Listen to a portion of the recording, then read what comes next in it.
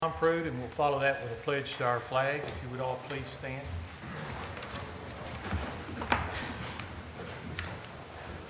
Well, Lord, first we thank you and praise you, Lord, that we still live in a city that we can come to you and honor your name at these meetings.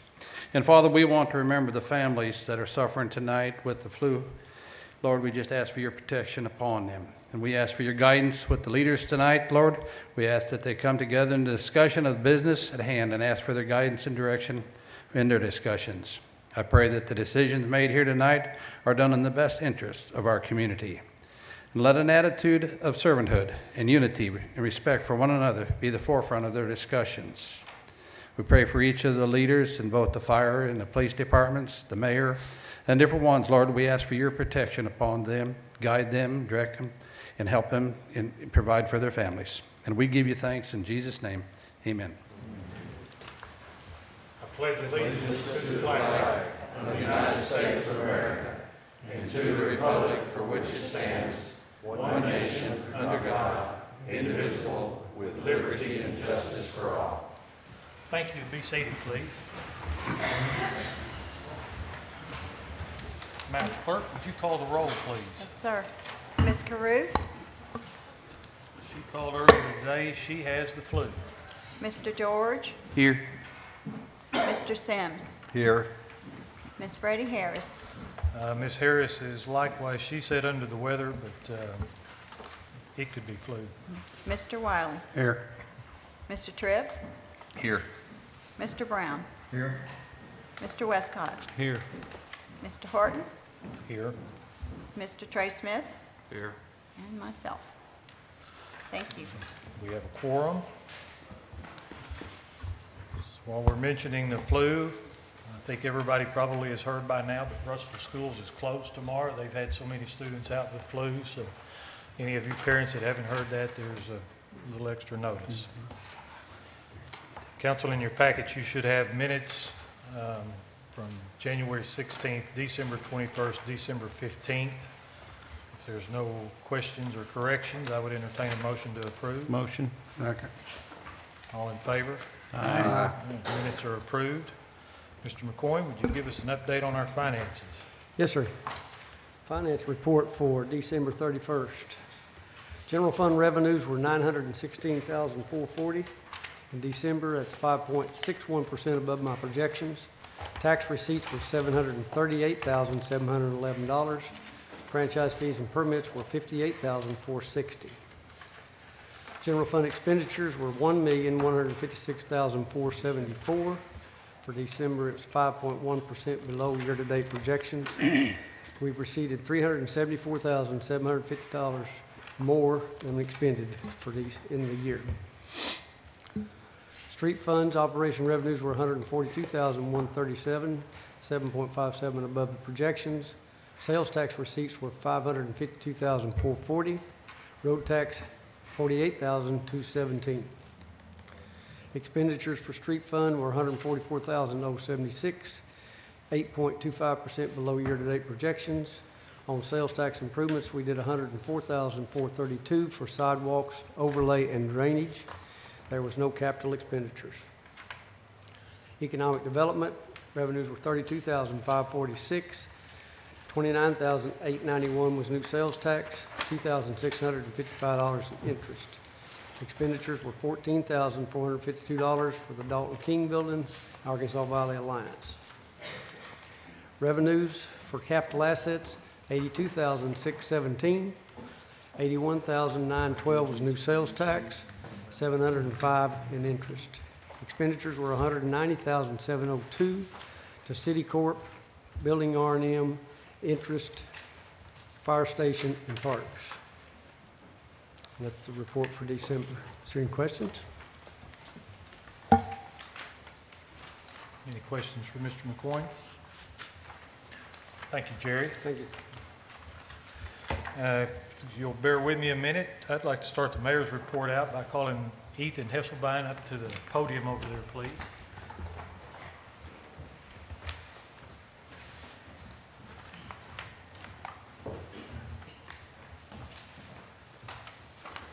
Got a little award to give out here today. This one I think you'll probably appreciate. This was started by our employees and our Human Resources Department. It's called the Exceeding Expectations Award. It's intended to reward City of Russellville employees for exceptional performance above and beyond the call of duty. While we should all strive to satisfactorily perform our job duties because we are all expected to do so, mere satisfactory performance shall not be considered criteria for exceeding expectations. There should be an element of above and beyond the call of duty in one of the following three categories. We'll list all of those online instead of reading it all tonight. The key thing about this is you're nominated by one of your peers, by somebody that works with you. In this case, it was Jacob. He goes on, there's a whole paragraph here about how you do above and beyond, more than your job description requires. The one I like the best is where it says you agreed to become a water safety instructor, certified, and teach swim lessons and diving classes, which you did not have to do for your above and beyond exceeding expectations. We've got this award for you. In recognition of outstanding excellence, superior work performance, and dedication presented to Ethan Hesselbein, Q4 of 2017. Thank you for going above and beyond for the citizens of Russellville. The City of Russellville values your extraordinary efforts and contributions. Thank you very much for what you're doing.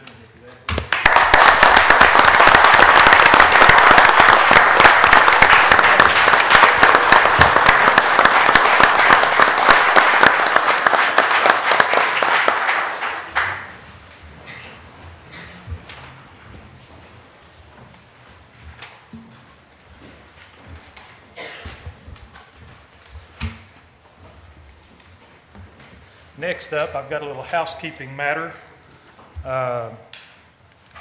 Last month, if you'll remember, you approved Max Mathis to the City Court Board. This week, they received a formal notice of resignation from one of their board members that was transferred to another city by his company. He can't continue to serve, and so I believe Mr. Mallett is here. You want to speak to this, or do you want me to just drop it on him? Come on, you made the effort to dress up and come tonight. So.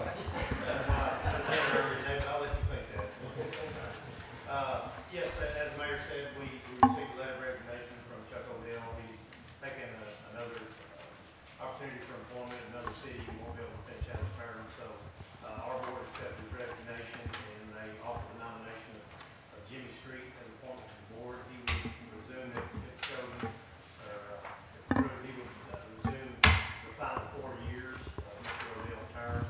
As you remember, Mr. Mathis is the new board member, so he would serve a 5-year term.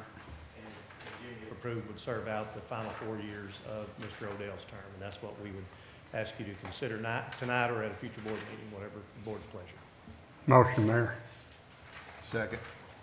Got a motion to approve Mr.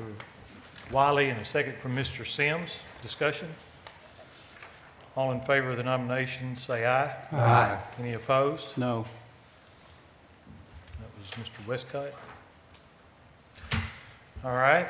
The next item is, again, this was at today's Advertising and Promotions Committee meeting. They need to fill a end of term vacancy. The lady that has been serving in that position would like to remain on their board. Their board unanimously recommended that you reapprove Dusty Yarber to the A&P. She represents the motel group. That's a motion. Second. Okay, we've got a motion, Mr. Wiley, and a second, Mr. Brown. Discussion? All in favor of the nomination, say yes. Yes. Yes. Opposed? Ms. Yarber is approved also. All right, tonight's department report, we'll turn it over to Terry and let him update us on Parks and Rec and Parks.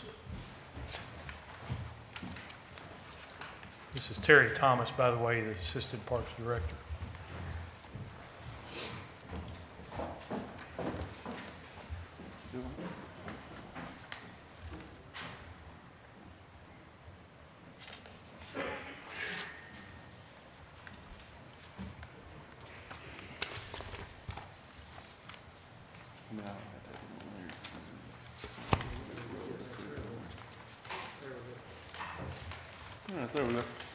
Good evening, Mayor, City Council.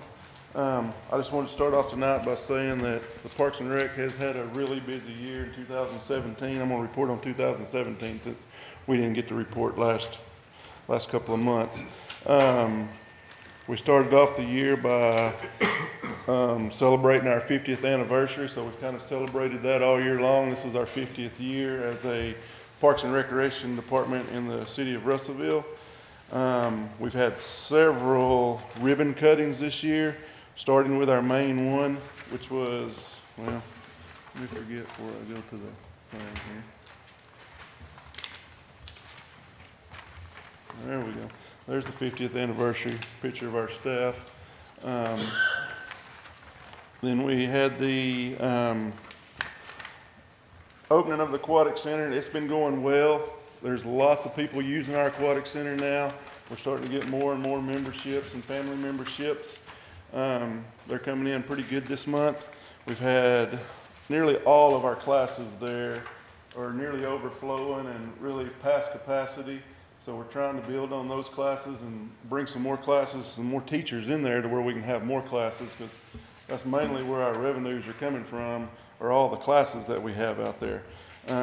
Swim teams, they've been taking real good advantage of their times, using the pool nearly every day for practices and swim meets. I went to the high school meet last week. It was packed. There were cars everywhere. There was people everywhere. So it's bringing a lot of people in. I think there were 5 or 6 teams at that meet, and hopefully they're just going to continue to build on that and just keep continuing to pack that building out. Right now we're giving swim lessons out there. We're giving dive lessons, exercise classes and boot camps, aquatics, aerobics, scuba diving, kayaking, and OEM is going to start doing some training out there. So it's staying pretty busy, and especially once we get our swim lessons going, it will really stay busy. The next ribbon cutting we had was our soccer field lights. All the teams, all the kids are enjoying that. I think soccer had nearly over 800 kids in their program this past year, so they've been using those lights already. They will start in March again, starting to use those lights again. And hopefully in 2018, we'll be able to attract some pretty good tournaments out there, and hopefully some more camps out there that can utilize the afternoons, since we have some lights out there. And I think they'll be really used, especially this summer being the first full summer they're able to be used. The next one, we had the Parkway Connector Trail to Bonadilla. We did a ribbon cutting on it. So I guess I should show these slides as I go along. There was the Aquatic Center grand opening. There was the soccer grand opening for the lights. And then we had the trail connector. This trail connects Parkway to Bonadilla. And it's going to be well used too. It's a little safer now because you can go right in from Parkway, the running lane and bicycle lane on Parkway, right into Bonadilla, instead of having to go up the hill and get on Lakefront Drive. So it's keeping everybody off Lakefront and pushing them right into Bonadilla right there. So it's going to be, hopefully it's going to be a well-used trail. Also, we opened the trail there behind the Aquatic Center that goes over to Tech. It was a joint effort with us and Tech. Half of the trail is theirs and half of it was on our property, so we just made it go right over to their campus. That way all those students that don't have cars can come over to the Aquatic Center, or they can do their jog over to the Aquatic Center and go to the Aquatic Center without having to get on the road. Plus it connects to Phoenix there, where you can connect to Bonadilla also without having to get in on any major highways when you're running or walking or riding your bicycle. The next thing we had all of our events, which some of them were back that way, such as the Kids Fest. That was very successful again this year. It's always packed every year there in the Hughes Center. We also had the 4th of July, and then we had the Christmas Parade, which has been probably the biggest Christmas parade we've ever done. We had over 100 entries this year in our Christmas Parade. It was probably the longest one and the most floats we'd ever had since we were doing it.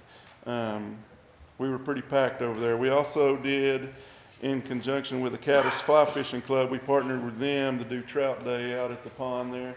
And they continue today, they'll continue this month and next month putting trout in the pond where people can trout fish out there.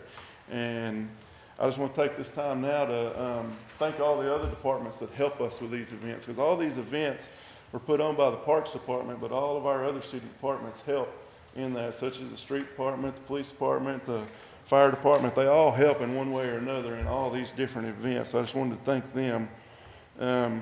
Our maintenance guys, they did all the downtown city lights this year. They put up all the displays, all the snowflakes on all the poles, along with the street department guys. And that was a pretty good undertaking because it was pretty cold during those months that they was putting those up. And I think it went pretty well also. Last year we did apply for a LWCF grant for new lights on the upper field at Shiloh. That's the only field left in our system that still has the old wooden poles. And some of those poles are probably from the early 70s, late 60s that are still up there. And we did receive that matching grant. It was a 50-50 matching grant. And they granted us $95,000, and then we'll use $95,000 to put those lights up on Upper Shiloh. Then during 2017, we also built 2 new batting cages and a new pavilion at Pleasant View Park where we have all of our tournaments. This year, Pleasant View held 3 different state tournaments, which drew in quite a few number of teams. One tournament even grew so large that we used Clarksville's parks in conjunction with ours because they had so many teams in it. Filled every hotel up that weekend and the weekend of those other 2. And Hickey Park had 1 state tournament last year that brought in quite a few teams. We also opened the soccer well at soccer to where all we have is a little bit of electricity bill for the soccer now instead of a giant water bill. We're pumping water out of a cavern that's underground, and hopefully, last year we didn't get to use it much because it rained so much, so hopefully this year we'll get to use it and keep the grass out there pretty green. There was also, we built a sidewalk around City Park that connects pretty much that whole trail into a circle there now instead of just a trail that you go down and you end and you turn around and come back. There's a circle that goes up around B Street there. Also, let's see what else I had to mention here. We're looking forward to this year with our new projects such as the LED lights at the Shiloh Park. The A&P Commission has granted us money to build a 44-foot octagon pavilion, which is going to cost around probably $85,000 to $90,000. They've funded that, so we're going to get that built this year. We're also going to buy team benches for soccer, and we're also going to build a new smaller pavilion at soccer to where we can take money at the gate and have a ticket type pavilion out there. Also, we're looking into pricing and designing a bicycle park for kids and adults. We don't know where that's going to go yet, but we've got groups very interested in that.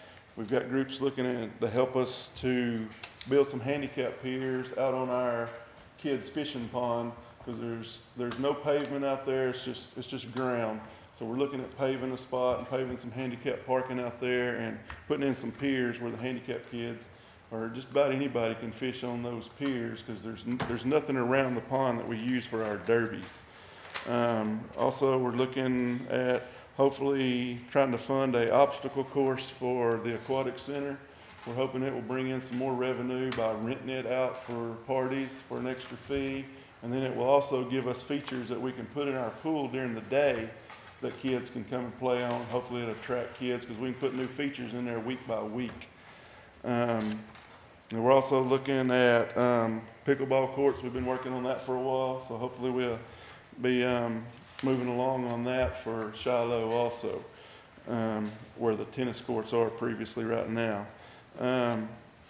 In finishing, I just want to say that our department, we cover 23 parks all over the city. We're spread out pretty wide all over the city. It's over 790 acres, and we know we can't keep our eye on everything. So I just wanted to let you know our phones are open anytime you want to call us, to the public, to city council, anybody, just to call us and let us know if you see something that's wrong, see something needs fixed, repaired. what have you, because, I mean, we may not see it, especially as many acres as we're covering. We may not see it that day and you get a call. Just give us a call and we'll get that fixed up. Also, I wanted to mention before I finish up that Mike Hollis is retiring the end of next week, and we're going to have a reception for him on Friday from 2 to 4. It's just a come and go there at the Hughes Center in the large community room there. Thank you. Does anybody have any questions for Mr. Thomas? Thank you, Mr. Thomas, and well done.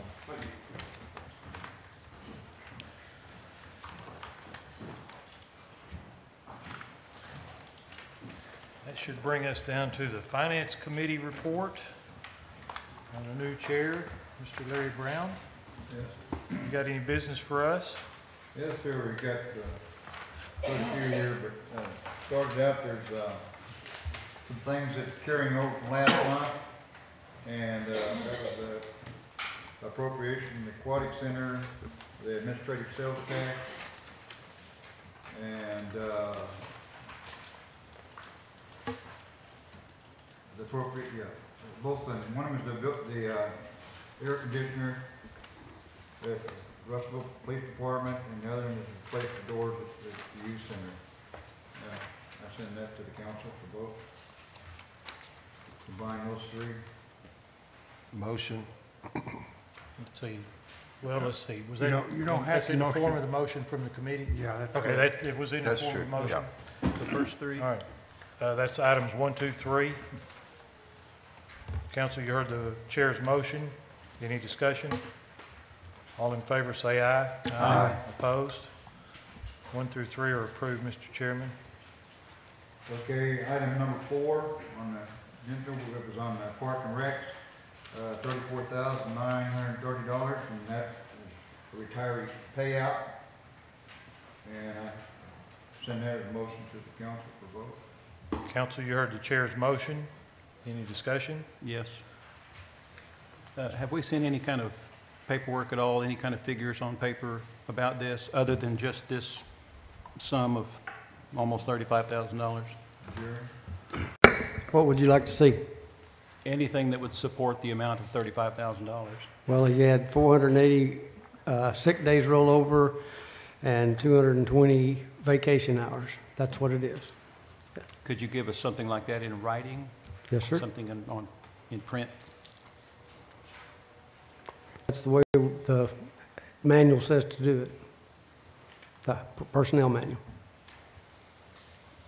It says to do what? how to pay these out. Correct, but I Yeah. would appreciate something in print. Okay. But I need to get a motion to pass this so I can write the check. Or we'll have to have a special call meeting. I think there's an issue with APRS. If he gets any compensation after the 31st, or maybe after Friday, after the 26th, it will mess up his APRS, Yep. What does that mean? His retirement fund, his retirement. Mess up fund. as in, what will it do? I'm not sure. I just know that it won't roll over properly. Because he's going to start on APRS on a certain date, and we have to write the check as a certain date. Well, I'm not opposed to having a special called meeting if that's what we need to do to address this before the deadline, but I'm certainly hesitant to approve $35,000 without some kind of documentation along with that. That's fine. Mayor, butt in for just a minute. This was passed by the Finance Committee to the full council, so I believe that the standard is we're going to have to vote on that. Well, that's We will correct. have to vote in a minute after discussion. That's That's correct. correct. It was passed along to the full council with virtually no discussion and certainly no documentation. Mayor, may I have the floor for a second? Mr. Tripp? My concern on this is during the budget meetings in October and November, for all of us that were there, I believe you can recall that we were told that the director stated that he takes Fridays off, sometimes Thursdays. And so, there's, between Fridays off, there's 50-something, 50, 51, 52 Fridays a year. And so that makes me question, and I think that's where Mr. Westcott's questioning, the detail of 220 vacation hours equates to 27 and a half days. Well, if a person has up to 40 vacation days a year and they take every Friday off as stated, then how is there 27 and a half days? I'm just doing the math. I understand. And so that my question is, where is our safeguard of the taxpayer dollars? Because almost $35,000, as it was stated in a previous personnel committee meeting, some employees consider this as a thank you for your service on their way out the door, as I believe is what was stated. And so this is more than what police officers make in a year's time, and this is a payout, a retirement payout to one employee. Okay, and I understand I understand this employee's been here a long time, but that's It happens to every employee. I understand that. The same but way. it's $34,930. That's basically a policeman's salary in a Yes, year. sir. And so when we're I can give you the numbers. When we're told, I take Fridays off and sometimes Mondays or Thursdays or whatever was stated, then it makes me question that number. And I agree with Mr. Westcott. You know, I would like to see some documentation just for transparency purposes. And so I would move to table this to potentially a follow-up meeting if needed, just to get that documentation. Well, I think that conversation in October was for that point in time. At the end of the year, it's not uncommon for a lot of our personnel, not just department heads, but a lot of them have been banking their vacation days, not taking sick days. Then you get down to the end of the year and you try to use them up. And I don't think we've signed a vacation slip or a sick, you know, they turn in a form when they're going to be off, and he has not been off any since. That's correct. Admittedly, it's hard to take off when you're having holidays every time you turn around. But And I presume this 27 and a half days, if he hasn't, if no vacation time has been taken this calendar year in the past 18 days, then if this particular employee gets 25 days of vacation per year, and that's awarded to him on January 1st. That's correct. So he would have 2.5 days carryover, which still doesn't do the math for me in 2017. So we're paying him basically, our way our current policy states, he gets 25 days of vacation for this calendar year on January 1st. And so you're asking us on January 18th to pay him for 25 days of vacation when he's retiring.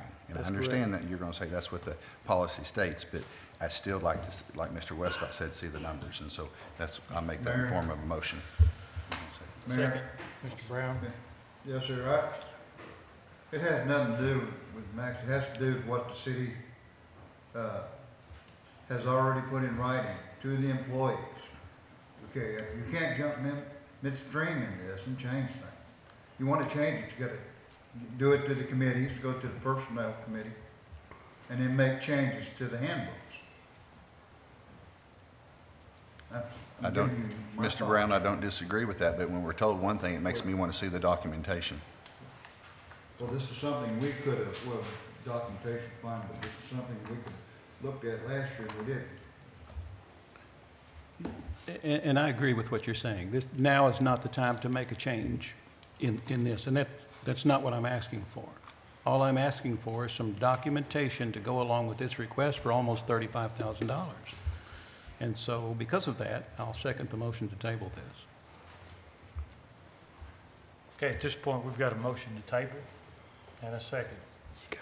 Mayor, my discussion on that is not necessarily, I mean, I think we eventually have to pay this, but before we pay it, I'd just like to see the documentation that supports it. Did you have something you wanted to say? Don't we have to vote on the first motion first? We have to vote on the Postpone first. second motion. Okay. All right, so we have a motion to table. All in favor of the motion to table, say aye. Aye. Opposed? No. Thinking we better call the roll.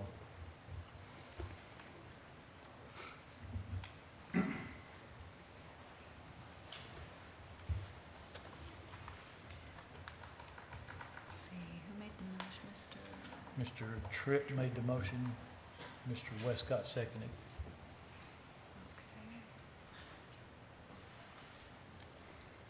Mr. Tripp, Yes? Mr. Westcott, Yes. Is that a yes? Yes. Mr. Wiley? No. Ms. Carruth isn't here. Mayor Horton? I don't vote. You don't Oh, vote. oh, that's right, sorry. Mr. Brown? No. Ms. Harrison not here. Mr. George? No. Mr. Sims? No.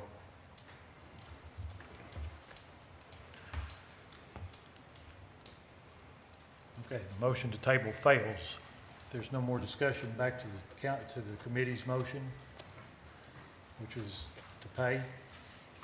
Yes, sir. All in favor say aye. Aye. Opposed? No. You want to call the roll again, or would that be redundant? It sounded pretty clear, but just for the record, Okay. put it on that same sheet. Okay. This is confusing. Mr. Tripp? No. Mr. Westcott? No. Mr. Wiley? Yes. Mr. Brown? Yes. I'd have to, Mr. George? Yes.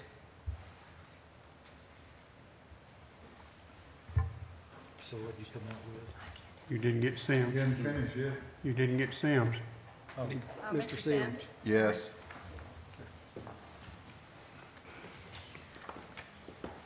Still 3-3. 4-2. it's 4-2. Yeah. Yep. In that case, I'll break the tie and vote to go along with the committee's recommendation. And it's in accordance with our handbook, so I vote yes. So the item is approved, Mr. Chairman. Do you have anything else for us? Yes, sir. I have appropriations for street sales tax fund use on West Glenwood and Inglewood, total $500,000, is that correct? That's correct. Each one. Yes, yeah, for each one, not, this is, says 5 million, so I know that's. No, it's 500,000 each. All right. Yeah. I sent that to the council for vote.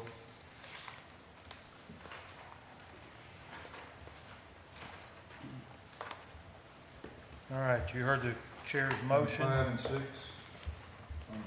Let's see, what have you got for 5 and 6?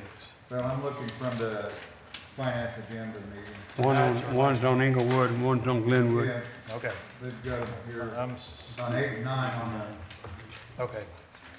All right. Everybody, you heard the chair's motion and the discussion earlier tonight on that. Any discussion? Yes. Mr. Westcott? Again, my concern with these is not the projects themselves, it's just the fact that we have no documentation regarding this whatsoever. It was in the minutes of last, month's meeting that we were going to have an update of the 5-year plan before we went forward with this. As yet, I've received nothing in regard to a 5-year plan or any documentation about this request. Mayor, my question on this, if I may have the floor for a second, is, are we doing in-ground utilities, above-ground utilities? Are we doing, how many light poles? We know nothing about this at this point in time, and I believe during the budget process, the reason why we held some of this money back was why would we want to approve the funding until we get the updated 5-year plan? Well, these, Like we Mr. West- were already doing the engineering, started last year, didn't it, Mr. Jones? I submitted a 5-year plan last month. I haven't seen it. Has anybody else seen it? I know I've got it, but I thought we sent it out to the whole council. But back to my question, did you not start engineering Yeah, I work mean, on the this? engineering's been going on these since last year. So- Contracts were signed and. So we had to approve that last year for you to be Yeah, able y'all to did do approve that. it. Y'all did approve it last year. And then So you, all we're doing is cleaning up the paperwork. Well, we're appropriating money to pay the engineers for their work, It's just appropriation. and then we'll bring the plan to the council for approval of the project. So the $500,000 is just for the engineering of each one? No. No, 5, I mean, the project, like I mentioned earlier in the finance committee, the projects are going to cost well over $500,000 apiece, and the engineering is going to be well under. $500,000 was just a round number that Jerry and I came up with to keep these things going. I mean, they really need a lot more money than that. But So if I'm not mistaken, these two items together, we're expected to vote in favor of spending $1 million, you've already voted. no, not $1 million. $500,000 twice? What, I come up with, you've got two things on here, number 5 and number 6. One you for know what Inglewood you- at 500,000 and one for Glenwood at 500,000. What does that add up to? And we're expected to do this with no documentation. Is that correct? Am I missing something here? It's already, Well, we approved it last year to start the engineering. We didn't get it all done in 1 year, so we got to reappropriate money to finish paying for that engineering. Exactly. I mean, are you wanting an exact number? Is that what you're looking for, or would you just like a lower number? We've got to pay the bills that come in. I find no fault with the numbers. I see nothing to support any number Well, whatsoever. Again, I mean, That's my the issue. 5-year plan was submitted last month. I've seen no Well, 5-year. I don't know We can why get y'all that. don't It have was it. the same thing, it was on the 5-year plan last year, and it was on the 5-year plan the year before that, I believe, was it not? It's been on the 5-year So, plan. you know, to say that you're not at all familiar with the project is a little bit flying under a false flag. I mean, you understood it last year when you voted to do it. That's not what I All we're doing now said. is appropriating the money to finish paying for the engineering work that we're already in the middle of. Okay, And that's then not, it would that's be- not what I It would be said. brought back to you But- for you to approve the plan and all of the details on it. Any other discussion? Mayor, so after this engineering is done, we will be presented with a set of plans That's for, correct. for these projects That's correct. before they're proceeded with.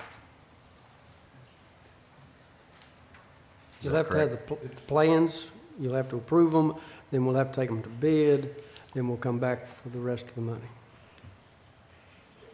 You'll appropriate the exact amount. If you want to lower the, I just picked a number, 100,000. We got to have some money to pay the bills on the engineering part.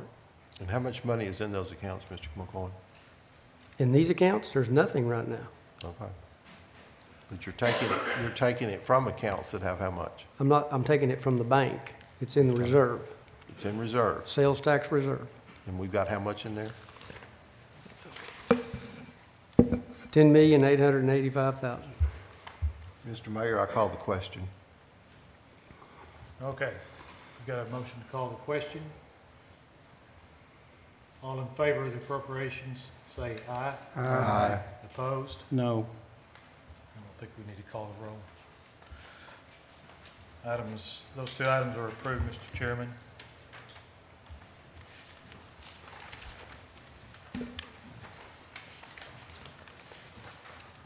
there is, 3 that I want to put together here, that's consideration for resolution approving agreement between the city and Alliance, agreement between the city and the Boys and Girls Club, and agreement between the city and Main Street, Russellville, and I put that as a motion.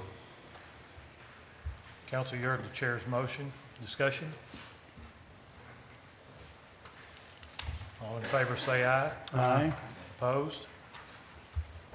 Motion is approved, Mr. Chairman.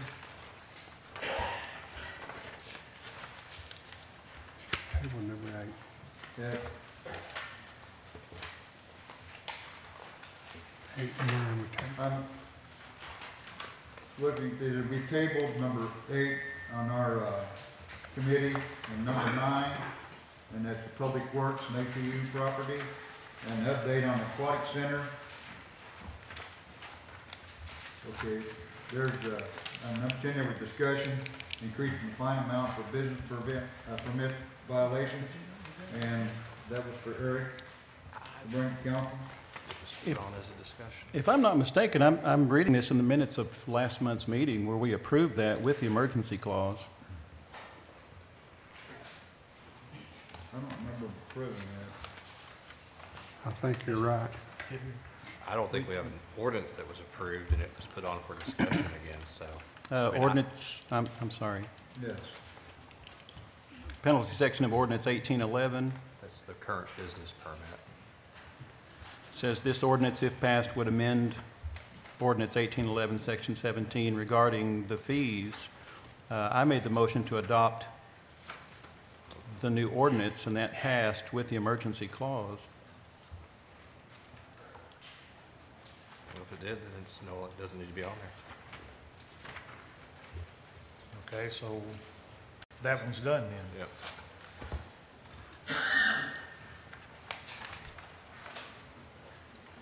You took the other two. Do you have any other business for us, Mr. Chairman? Yeah, we had, update on River Road project and discussion of convention center, and we tabled both those, and we were, done with that. I've still got some stuff on my list from Yeah, he Tuesday doesn't. night, There's, I was just Okay. going from our from tonight, Okay. okay. Tonight. tonight's committee thing, and then, there was,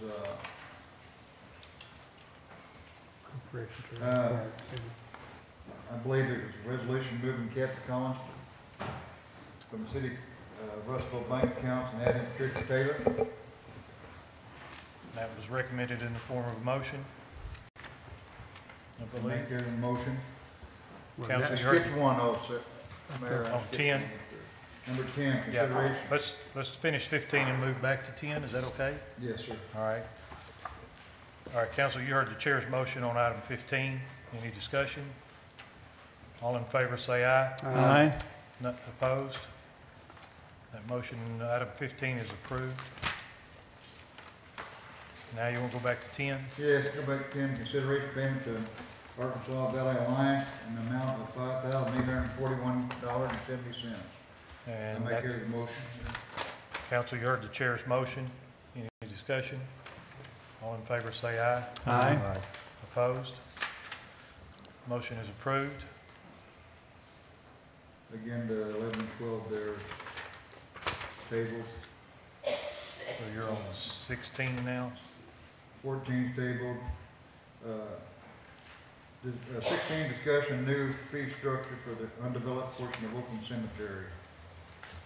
Eric. Mr. Westcott, Yes, do you have the numbers on that? I do, and in fact, I've passed out to everyone here on the dais the printout. Currently, again, this will only apply to the undeveloped portion of the cemetery on the west end. You want to go into some detail about why? Yes. There's a good reason why. Well, currently, we have 452 full-size, traditional grave-size plots available in that undeveloped portion. Under the current fee structure, whatever we sell the actual plot for, we, as in you and I, the taxpayers, will lose 20% of that amount to the state of Arkansas for perpetual care, that should the city of Russellville cease to exist, there's a fund that would allow them to come and maintain the cemetery. The likelihood of that is nil. Under the current rate schedule, the traditional grave costs $750. We lose $150 of that. The actual true income, after everything is said and done, is $610. If you factor that out, those 452 plots, you and I, the taxpayers, will lose $80,000, and I don't think that we need to do that. Under this new fee structure, instead of losing $80,000 for those cemetery plots, we will lose $16,700. Everything said and done, if all of those 452 plots are sold as graves and not cremation plots, it's going to save the taxpayers $159,556. There's also a second page here, if those are put into cremation graves instead of full-size plots. Right now, under the current fee structure, we will lose $123,800 and something dollars. Under the new fee structure, we will lose $28,900. So it's going to save the taxpayers. If all of those are put into cremation graves, it'll save the taxpayers $242,272. Simple math. It's just a matter of how we divide it.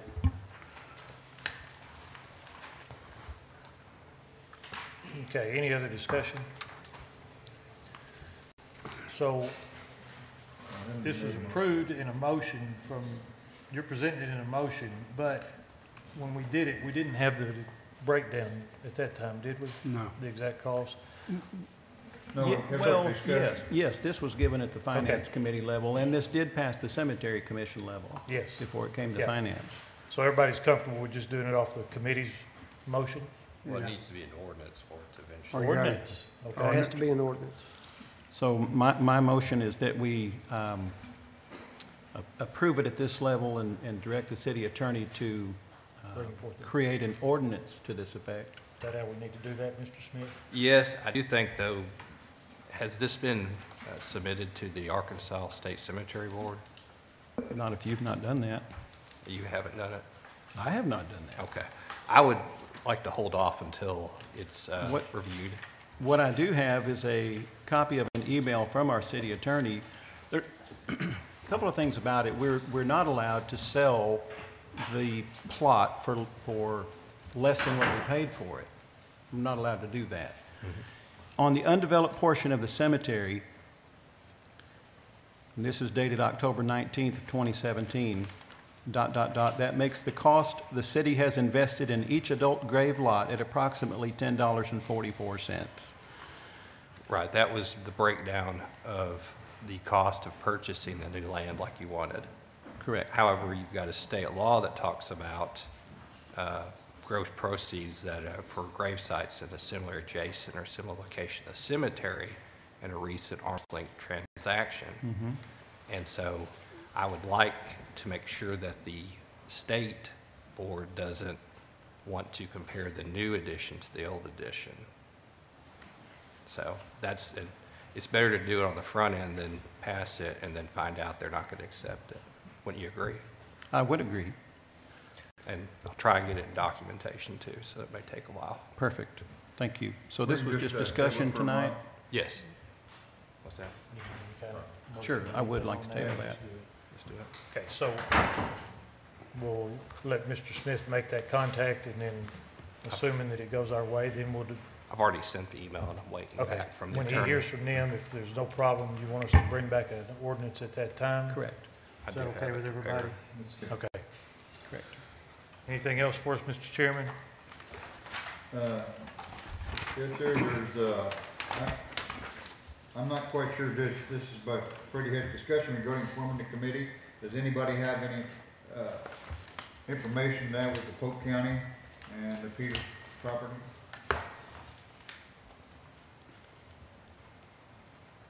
They're just asking us to form a On committee. forming the committee. I had, don't know, that was Freddie had this, and he's not here, I don't. I had a phone call today from Mr. John Harris of Valley Motors fame. He would like to be considered for that. He's got some interest in that area, and he's a longtime member and supporter of Main Street. And so it's up to the council how y'all want to, if you want to appoint the committee or I'll appoint a committee, just need your instruction on that. But if you do it, I respectfully ask that you consider putting Mr. Harris on there. I have a discussion here, and how do we want to do this with the council? I mean, I think we would need to come to an agreement on that, whether the mayor be part of that group, or a couple of council members. My preference is the mayor and one of us there be part of that group. Mayor, I've heard that we haven't heard no numbers of no kind, or any timeline or nothing, so we're just out in the dark on this one. Mr. Mayor, the timeline and the price of the property, as far as the appraisal value of the property and everything, is what the committee's being formed to discover. Oh, that's discovered. That's why we need the committee formed, is so that they can meet and then meet with the property owners to discuss the potential for purchase, and then there hasn't been an appraisal of the property, anything done at that point, at this point. It's simply just to form a committee. The county judge appointed the committee, because that's the way they do that. He has the authority to do it. He appointed himself, Quorum Court member, our Justice Doug Skelton, and he appointed the city, man, I'm messing up, sorry folks, the county treasurer, Larry Holman. So they've got their committee of 3, and they're asking us to form a committee of 3 to join, to make a total committee of 6. I'd like to ask Jerry, even if we did form a committee and we agreed upon a price, where does the money come from, Jerry? For our part, if we 50-50 with them, Have to come out of the general fund. and we don't have, if it's I know it's gonna be a high price. Well, So where are we gonna that's come still up with the money premature, at? because we don't even know what the price is, because, Well, you know it's gonna be high.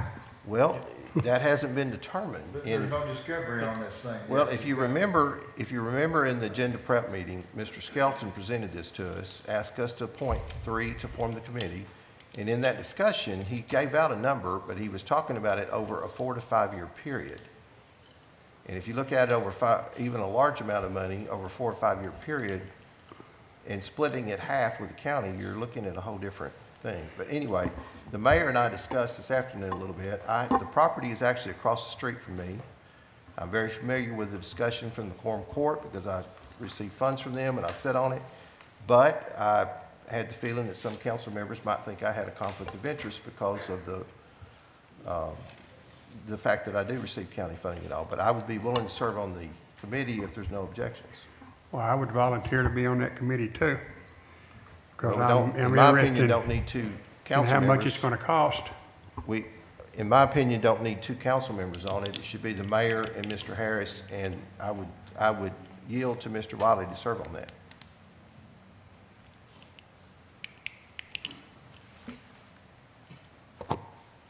And he is on our finance committee, so therefore, you know, it's that or Mr. Brown as chairman of the finance committee. Well, I think we need to make a decision and a vote on there if we do that. But my recommendation is to have Mr. Sims and the mayor and Mr. Harris here.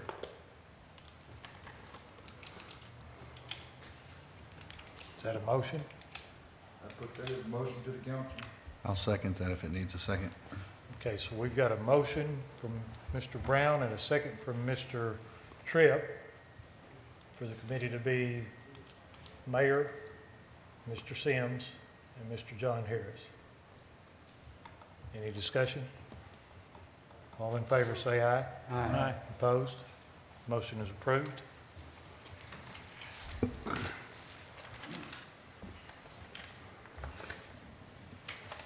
And I think you've got one more item. Yes, sir. It's an ordinance waiving competitive bidding for the grinding yard waste out at the animal shelter. And, I thought we passed that. Passed it in the finance Passed it in meeting. Finance, yeah, we don't. We gotta take it to the council Okay. and read the ordinance. what was the price of that? Doesn't have it here. $38,150. And he's the only one that bids on this. He's pretty much a sole I provider. make a motion. All right, council, you heard the chair's motion. Any discussion? All in favor say aye. Aye. Opposed? Nope. We've got to read an ordinance, don't we? Yes. Okay. You want a motion to suspend? Somebody want to make a motion to suspend the readings? Motion to suspend the rules, read one time by title only with a short explanation. Motion to suspend. You need a second? I'll second that. Second, Mr. George. Motion, Mr. Westcott. Second, Mr. George, to suspend the 3 readings. We'll need to call the roll on that.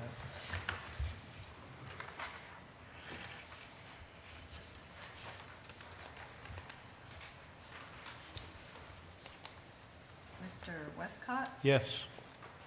Mr. Wiley? No, it's Mr. George. Oh, I'm sorry. Mr. George? Yes. Mr. Brown? Yes. She's not here. Mr. Sims? Yes. Mr. Tripp? Yes. Mr. Wiley? Yes. That's enough. 1, 6. An ordinance waiving competitive bidding, employing a grinding company to grind all organic materials at the city yard waste compost facility. Authorize the mayor and city clerk treasurer to sign all necessary documents to employ the grinding company of the purposes this ordinance passed would accept the bid in excess of $20,000, which is $38,150. It would waive the state law bidding requirement for services in excess of $20,000. Motion to adopt. We have a motion to adopt Mr. Westcott. Second. Second, Mr. Wiley. Let's call the roll on that.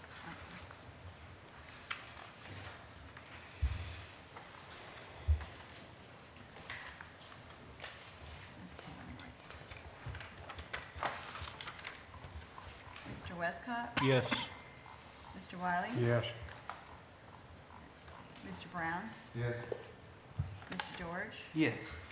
Mr. Sims? Yes. Mr. Tripp? Yes. Now we need emergency clause. And can we get a motion on the emergency? Motion. Motion, Mr. Westcott for the emergency clause. Second. Second, Mr. Wiley. All in favor of the emergency clause, say yes. Yes. Opposed? Okay, motion approved and emergency clause approved. Anything else, Chairman? That ends our. No, we have 3 other items. Wait. There's 3 appropriations that were passed through from the Finance Committee to the council. One for the additional $7,150 for the grinding, $700 for travel and training for administration, and $175 travel and training for the mayor. Motion. That came from finance, did It it did. not? Yes. Sorry, Yeah. they Finance were- last We just didn't get them in meeting. the right order on here. So Second? you want to make the motion from the committee for all 3? Yeah. Because they did. All right. So it's for 5, 6, and 7 on my sheets. Yes, sir. Any discussion? All in favor? Aye. Opposed? Okay, those Thank 3 you all. items are approved, and that should be it. Mayor, can I ask a question back to Mr. Brown pertaining to an item that was on the Finance Committee agenda that was tabled? Okay? Just for a discussion update. It's number 14, our agenda packet on the Weir Road project. There's no update since last week. We'll try to have, we're working on getting some documents. for Okay, I thought you said at the meeting that you had a meeting coming up that you were going to have an But I don't update. have any documentation yet. Okay. so I'm working on getting that. All right, thank you. So that will bring us to personnel. Did your new personnel committee pick a chair? Do we have a volunteer? Mayor, the Personnel Committee, and I am not the chairperson, to clarify that. And the committee has not met. I guess 2 members of it are sick at the moment. Well, but we met last week, and 2 items came out of it. Yes, sir. The nepotism deal, we added the word, Mr. Yes, Sims, it's- you were chair at the time, do you mind guiding Right. us? As of last week, we did meet last Tuesday before the Finance and Investment Prep, and I was then the chair, and I'm no longer on that committee is what the discussion is about. But the committee did decide last week to bring 2 items, one of which was not listed, but it did come out of committee. The first item was discussion of amending the city ordinance regarding nepotism. And all it's changing is 1 word in the first paragraph where it mentions relatives and relatives working within a department. The current policy is that relatives can work in the same department, they just can't supervise each other. And it has to be by the approval of the mayor and the department head. And all we're doing is adding the word written approval by the mayor and department head. So we're just adding the word written before the word They can approval. work in the same department? Here we go. Yes, that's the current policy. They can't be married and work in the same department. They can be relatives and work in the same department, but they cannot supervise each other. I think you run into problems whenever you have relatives working in the same department, whether they're boss. Mr. Wiley, we're not changing, the current policy is as it is. The current policy says with approval of the department head and the mayor. It was asked and brought out of the committee to change it to written approval. So all we're voting on is to add the word written. We're not changing anything about the policy as far as who can work in there and who can't. That's not what this is addressing.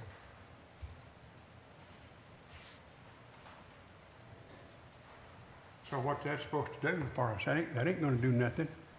It was requested to be put on the agenda, the committee brought it forth, and it's simply, instead of just approval, which would be considered a verbal approval or a handshake agreement or whatever would be examples of any approval, but a written approval would have the signature and the mayor and the department head on the applicant's position. But it still let them work in the same department. Exactly. Right. We're not changing that part of it. That wasn't brought forth. We're just making sure now that it's done in writing and put in the file.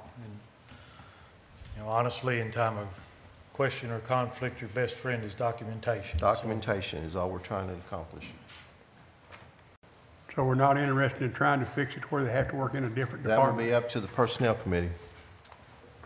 At this time, the recommendation is just to add the word written.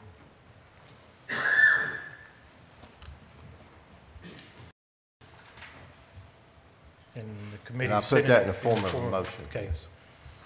Council, you heard the chair's motion. Any other discussion? All in favor say aye. Aye. Opposed? No. I think that was pretty clear. And then you had a, Yes, the second item, which failed to get listed, but did come out of committee, was to approve the job description for the new custodian position at the Parks and Rec Department. And that position mirrors the custodian position that we approved last year for police and public works.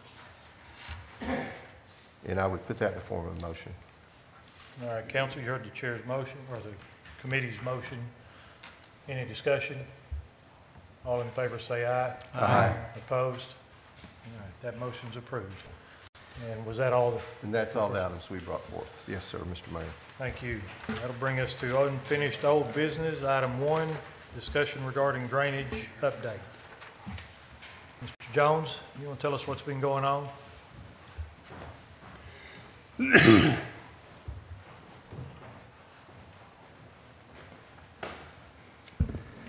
Okay, so I assume y'all got the list of drainage projects that we're looking at working on here the next year, last month, that I submitted? We did. Okay. And I've just got a couple of quick updates on a few of these. The first one, the Vancouver drainage improvements, that contract has been awarded and construction should start soon on that project. The issue over on South Independence there, just to the north of 12th Street, I've completed a design on that to enclose a ditch down through there that's causing some issues. And we're probably, I actually had a discussion with Junior today. We're gonna actually do that work in-house. And then the other one is on the O Street and Highway 7 drainage. We've had some recent discussions with Arkansas Tech, and Miss Bernadette Hinkle, I believe, is still here. Yeah. And our next step is to get some easement language to them prior to their March board meeting, and hopefully that will, if we can come up with an easement agreement, then that will free us up to enter into an agreement with the highway department to get something moving on that. and I'd be happy to answer any questions that y'all have about any of the other projects as well. Mr. Jones, I'd say I appreciate the light that you put on East 64. Appreciate that. Which, I'm sorry? East 64. I've had a lot of comments on the lights that's been, street lights that's been put up on Oh, on, East 64. oh, you're talking about East Main, yeah, okay. Yeah. Appreciate that. It drains wattage. I didn't know what that had to do with drainage. Well, I just wanted to appreciate you. Thank you, Appreciate Mr. you Wiley. for that. Mr. Jones, on the Vancouver project, getting an idea on the estimated finish date on that? I don't. I mean, we haven't actually issued a notice to proceed. We've just got the contracts together. I believe it was I think it was a 75-day contract, 60, 70, I think it was 60 with ultimate completion of 75 days. And then the notice to proceed will be happening soon? Yeah, we'll have that issued next week. Okay, all right. The drainage projects that you submitted, we had also discussed in previous months about adding drainage as part of our 5-year plan. Is that in with what you presented to the mayor that I presume we will? Well, there are drainage projects in that 5-year plan, and this is kind of the first step to identifying, and the ones that are in the 5-year plan are actually noted on this, but this includes projects that are not on the 5-year plans that would come out of the money that was budgeted each year for drainage. Okay. And that's what I was going to, because, you know, it's, that money that we budget each year is really to target some of these minor drainage issues that come up, you know, smaller issues that are not, you know, like O Street Highway 7 caliber. And really, I mean, I could project those out for 5 years, but I think that, you know, what I was doing through this was trying to give y'all something for this next year, and then we'll do something like this every year. But I've actually got a map with notes and information that I've been collecting for actually the last 5 or 6 years that a lot of these are based on some of those notes. Okay, and then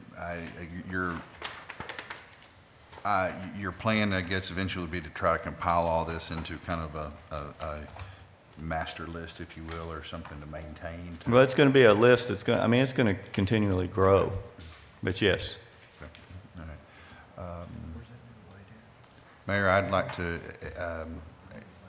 and it may change later in the meeting, but for right now, I'd like to make a motion to table this for next month, just for continued discussion. Second that. Just one, let's hold on a second. We've got somebody signed up to speak. Can we do that and then hold your motion and then restate it? Mr. Hutchinson, you wanted to speak tonight? Yes, but I'm going to kind of be very brief. I filmed a little. If you would, step to the microphone, state your name for the record. I spoke last month.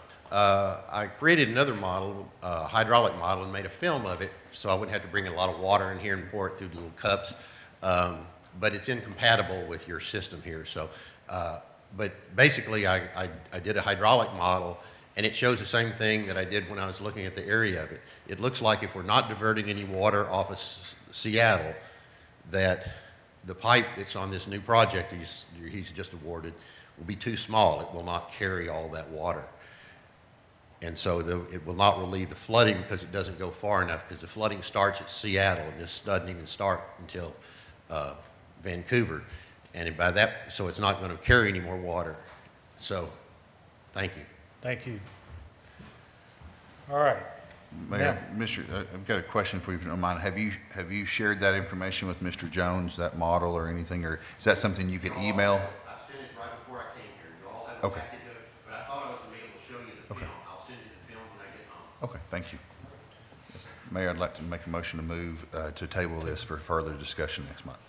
Okay, we've got a motion and a second to table this to next month's agenda. All in favor? Aye. Any opposed? No. I believe that was 7-1. 5-1. 5-1. Sorry, Just not used to not having everybody here. Old business number 2, ordinance amending the Russellville zoning code. This will be second reading. Move to suspend the rules, read by title only with a short explanation. Can, For Let him do this, then we'll do the next one. This is the second reading, is that right? Yeah, is that your motion for the second reading only? I would like to amend it to vote For the final for reading. the final reading. I'd second that. Can we do that procedure? Perfectly fine. Or should we? Let's see if we get a second to Mr. Westcott's motion first. Yeah, sorry. Right. That's what. How about I just move to read tonight by title only, short explanation, and let it be its final reading For the second and third for reading. second and third. That'll work. Okay. Okay, so now we have a motion to suspend the reading requirements for the second and third reading. Read by title only with a short explanation. We got that motion for Mr. Westcott and second for Mr. George. So call the roll on this motion to suspend.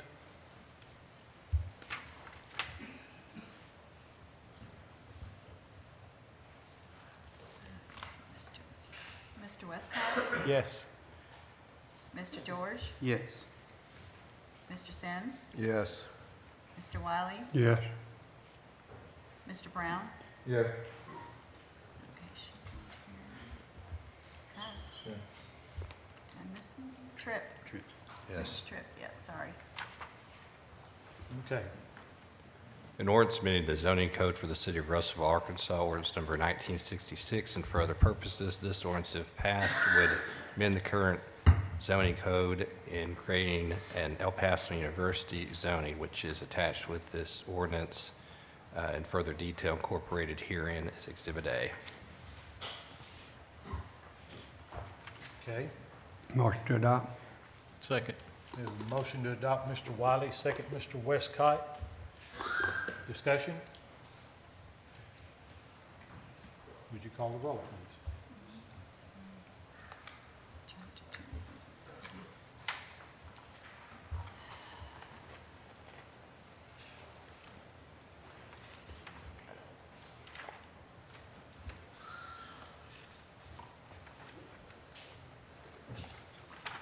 Mr. Westcott? Yes. Mr. Wiley? Yes. Mr. Brown? Yes. Mr. George? Yes. Mr. Sims? Yes. Mr. Tripp? Yes. Passed. Motion is approved. Old business number 3, consideration of a public hearing and ordinance to vacate 5 feet of alley. Is this the second reading tonight? It is a second reading. Motion to suspend the rules and read the second and third time tonight by title only with a short explanation. I'll Can make can that I motion. amend that to have discussion first? Let's have the motion in second, and then we have to do the public hearing. I second it. Okay, so we've got a motion to suspend the reading requirements for the second and third readings. Read by title only and a short explanation. What item was that? It's item 3. Voting on the motion to suspend. Would you call the roll, please? Who made the motion? Motion was Mr. Westcott, and second was Mr. Wiley, I believe. Mr. Westcott? Yes. Mr. Wiley? Yes. Mr. Brown? Yes. Mr. George? Yes. Mr. Sims? Yes. Mr. Tripp? Yes. Okay. Motion is approved to suspend the rules. Mr. Smith. An ordinance vacating and abandoning a part of the north 5 feet of the 15-foot wide alley that runs south of Lot 10 and 11, Block 7, College Hill addition to the city of Russellville, Pope County, Arkansas, and for other purposes. This ordinance, if passed, would vacate the city's interest in the aforementioned alleyway that's further described and shown on the plat as Exhibit A, which is attached here to the ordinance. Motion to adopt. Second. Okay. This is for a public hearing. We'll declare the public hearing open. Oh, okay. Anybody that wishes to speak to this issue, please step to the microphone and identify yourself. And please realize we have a 5-minute time limit for commentary.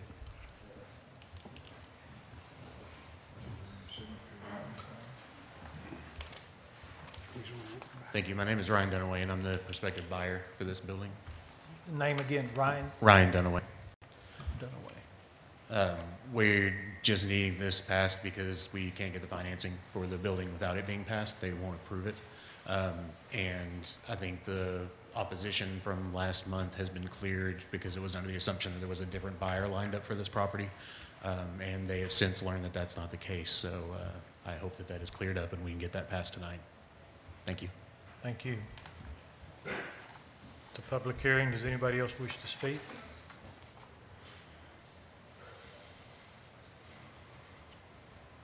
Okay, we'll declare the public hearing closed. Motion to Now, adopt. we got a motion to adopt from Mr. Wiley. Second. Second was Mr. Westcott. Is there any discussion on the council? In that case, would you call the roll?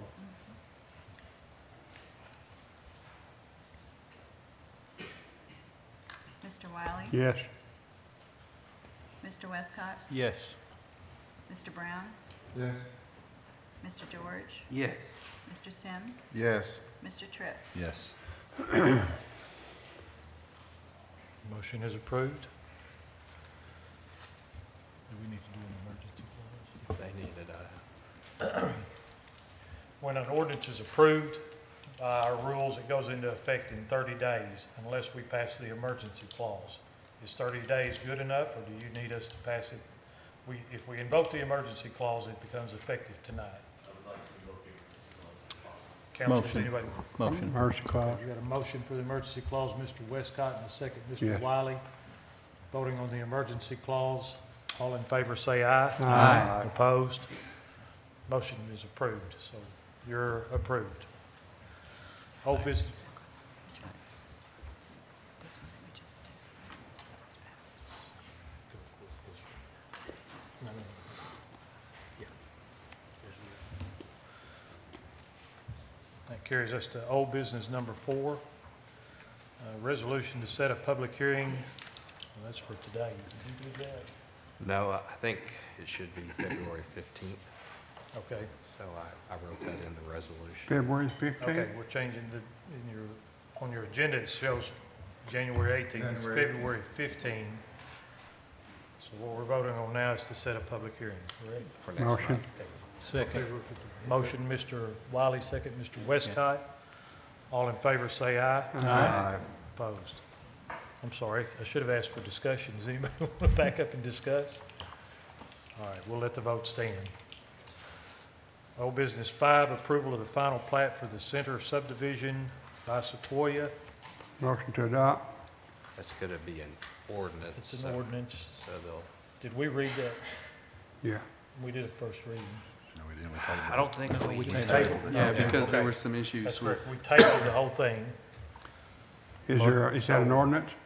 It's an ordinance. So motion to suspend the rules and read the first of 3 readings by title only with a short explanation. First 3? First of 3. First up through, this is the first reading only.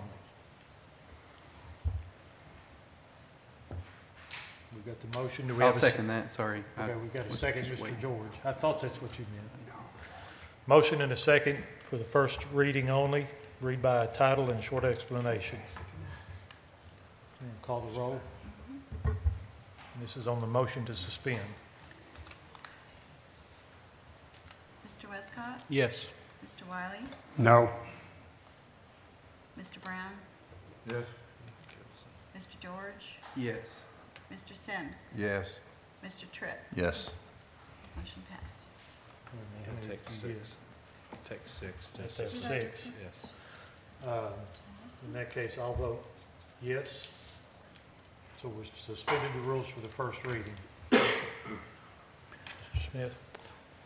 In order to approve the revised final plat of the Center Phase 3 subdivision, accepting the dedication of the easements to the city of Russell, Arkansas, and for other purposes, this ordinance, if passed, would pass or accept the dedications of the revised final plat of the Center Phase 3.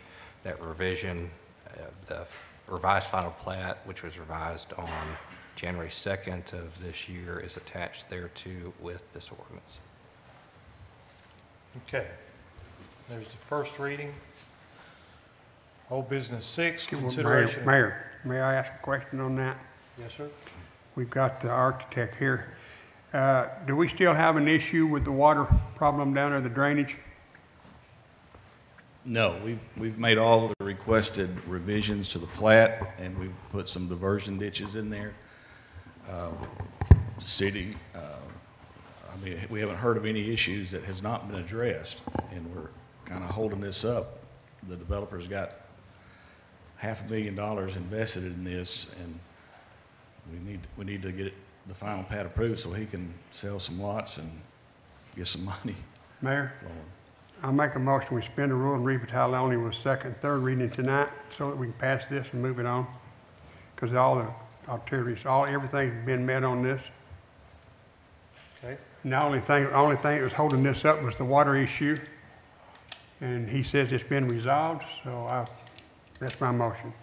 Okay, now we have a motion for the second and third readings by title only. I don't know why we wouldn't pass this Second. tonight. Okay, we've got a second from Mr. Sims. So we're voting on another motion to suspend. If you would call the roll on that, please. Mr. Wiley? Yes. Mr. Sims? Yes. Mr. Brown? Yes. Mr. George? Yes. Mr. Tripp? Yes. Mr. Westcott? No. It's the same 5-1. And I'm going to go ahead and vote yes again. All right, Mr. Smith?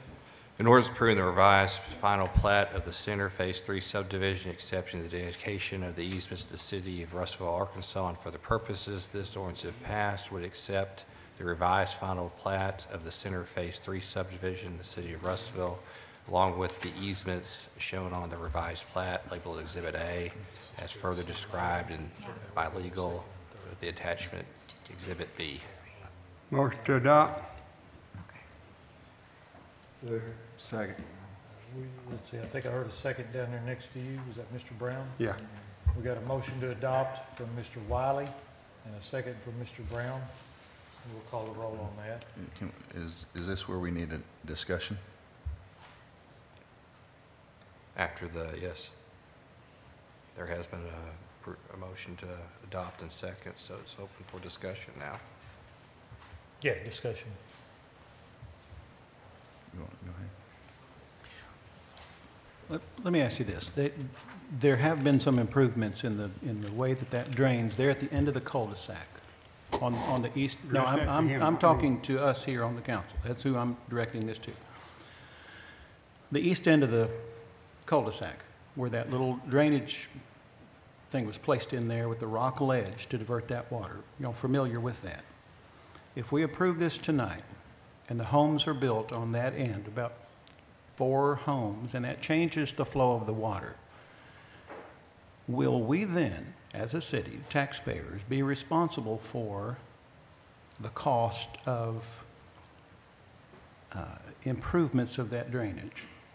That's my question to you all before you decide to pass this tonight. Well, we need to ask the architect if they're going to take care of that. No, I'm asking you as a council. Are we as a city going to be responsible, financially responsible, for the drainage improvements if we pass this tonight? Once homes are built, the drainage action is going to be completely different when you have homes built in there versus the way it is right now. If I remember the discussion last month, it wasn't any question about the homes and the properties that the homes are going to be built on. It was the Sequoia Elementary School was concerned about water flowing onto their property, and that was corrected. That has been corrected right now, but there's no homes built in there. The school signed off on it. Okay. Mayor, may I have the floor for a second?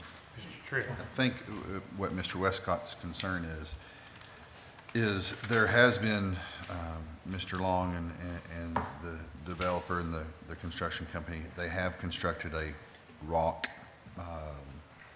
ditch, ridge, whatever you want to call it, for approximately 30 yards from where this water is funneled down north and then turns it west.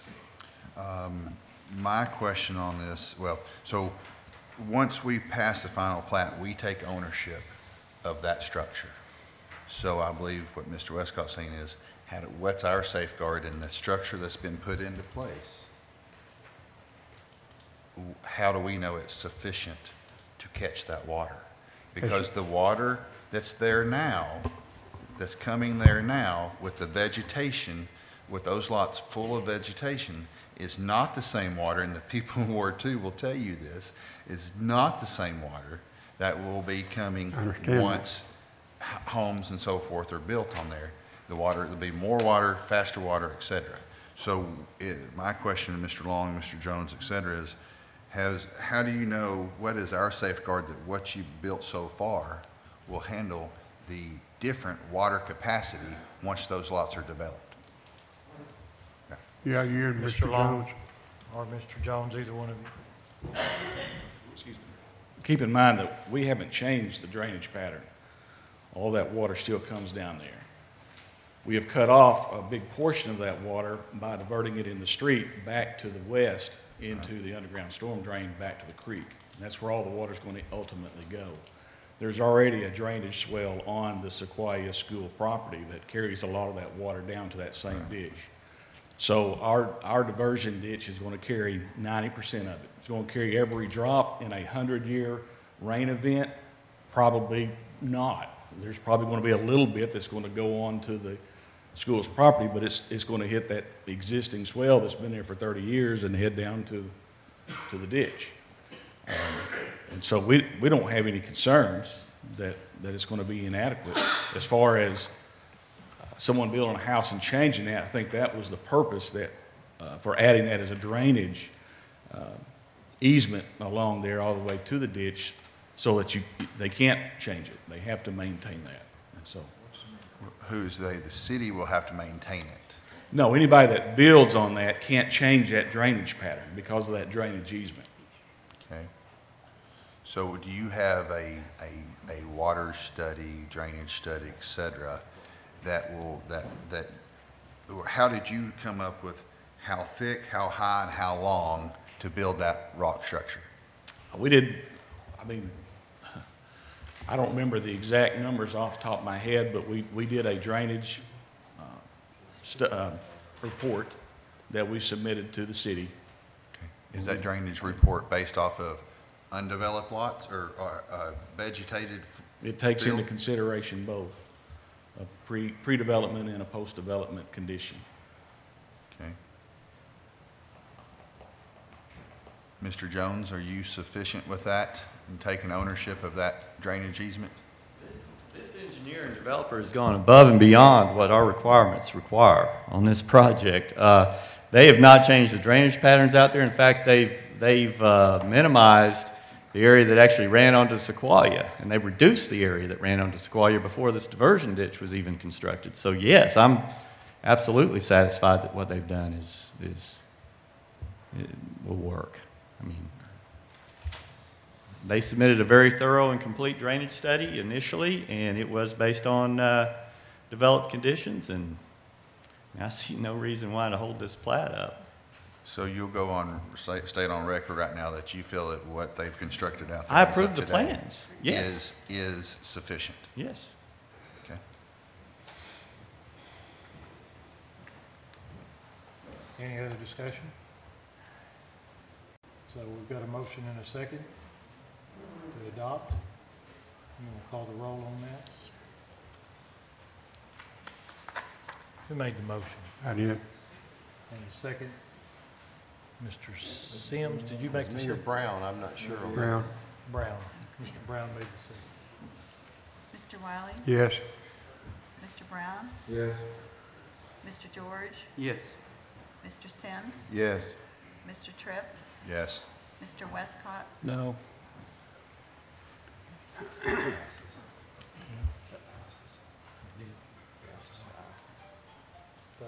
favor? All right, motion is approved. Old business number 6, consideration of how to proceed on the convention center. Was it tabled? Table. Okay, yeah, that's not out of finance yet. Number 7 was approved in finance. Okay, number 7 was approved in finance, and then we voted on it here. Order? One of the ones? Yeah, we've done that. Are we done, did 7? Yeah, 8. Eight's a duplicate of 6. Yeah. All right, so that brings us down to new business, which starts with the consideration of an ordinance repealing ordinance 2264 for the right-of-way.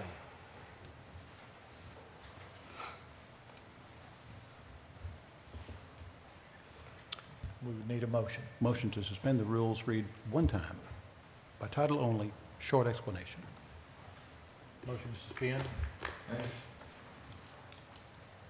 I want to make a comment about that. We got to go through. Need a second first. Need a second first. Second. We have a second from Mr. George. To suspend the rules and read one time by title only with a short explanation, correct, Mr. Westcott? Correct. Okay. Call the roll on the motion to suspend. Make the other motions, you can ask questions. Read one time. Mhm.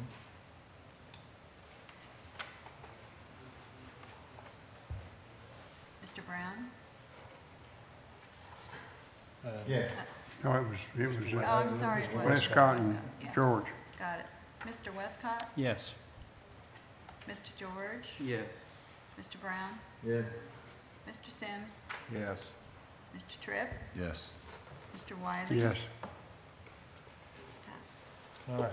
An ordinance repealing ordinance number 2264, and for the purpose this ordinance, if passed, would repeal ordinance number 2264, which currently is the regulation ordinance that regulates the solicitation and the right-of-way of the city, of right-of-ways within the city of Russellville.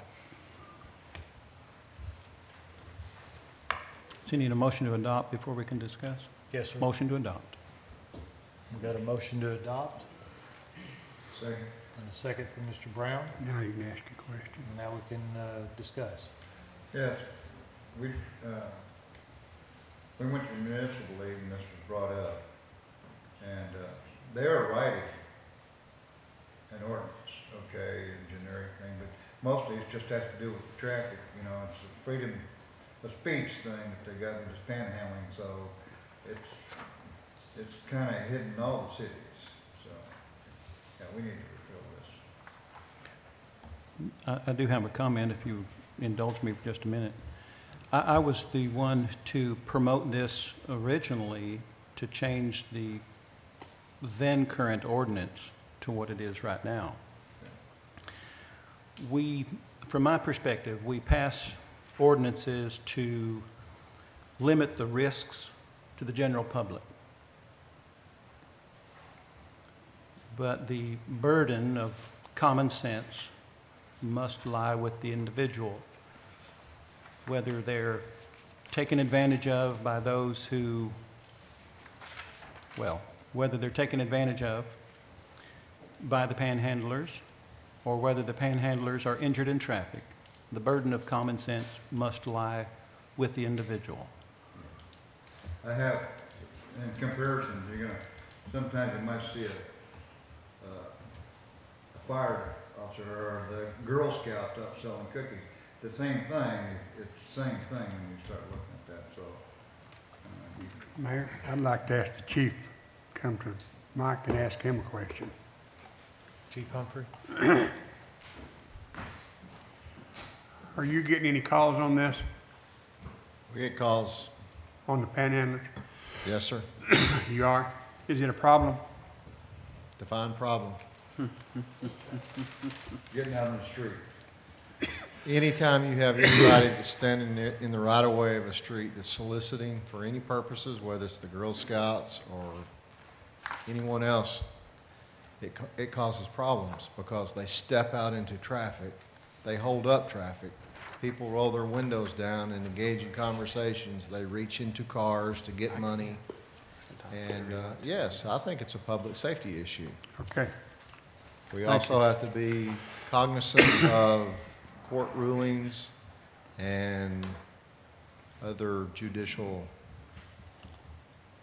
rulings, opinions of judges and court cases that regulate this. So we're, as Mr. Smith has said, we're in a transitional phase right now of these laws, and we have to be careful of what we do or don't do in these situations. Okay, thank you. Mr. Mayor, in follow-up to what Mr. Brown was saying at the Municipal League conference, that session, he's correct. They did, mention the different things, but they did point out, Chief, that they still do not have the right to trespass, and they don't have the right to impede traffic. And so there are other citations or whatever that would cover. Take care of this. Take care of that. And so it would be necessary to actually have this solicitation thing, which is considering, I think they're calling it freedom of speech or something like that. But there are other citations to if they're endangering other public, if they're trespassing, even reaching into a vehicle. Mr. Brown, you may remember the term they used, but they mentioned reaching in a vehicle is invading someone's privacy. That's right. That's what it was, yeah. Well, I've worked with Mr. Smith long enough to know he doesn't recommend something like this lightly. Is there something you'd like to add? Well, just expound on what the chief said. The law is transitioning based upon ruling from the Supreme Court probably about 2 years ago, well, a year and a half ago, the Reed case, and basically before Reed, you could regulate all soliciting as long as you did it even-handed. Now, after Reed, which was a sign case, that the approach in Reed, or the ruling in Reed, is being applied to solicitation, and just regulating solicitation is now considered not content neutral but content biased, meaning it has to, any ordinance that regulates it has to be narrowly tailored and provide alternate remedies, and it's got to be, it's exposed to strict scrutiny, and such ordinances as this will likely fail. Currently, Fort Smith, Rogers, and Hot Springs are in litigation, and I believe that the Municipal League has at least written Rogers and Hot Springs. I'm interested to see what the federal court does on those, because those two ordinances make no mention of solicitation. It's strictly trying to prohibit the conduct of going out into the street. So until the ruling there is in that federal court, that's probably just a wait and see approach, since these cities are kind of being the test case for the new proposed ordinance on this matter. Thank you. Any other discussion?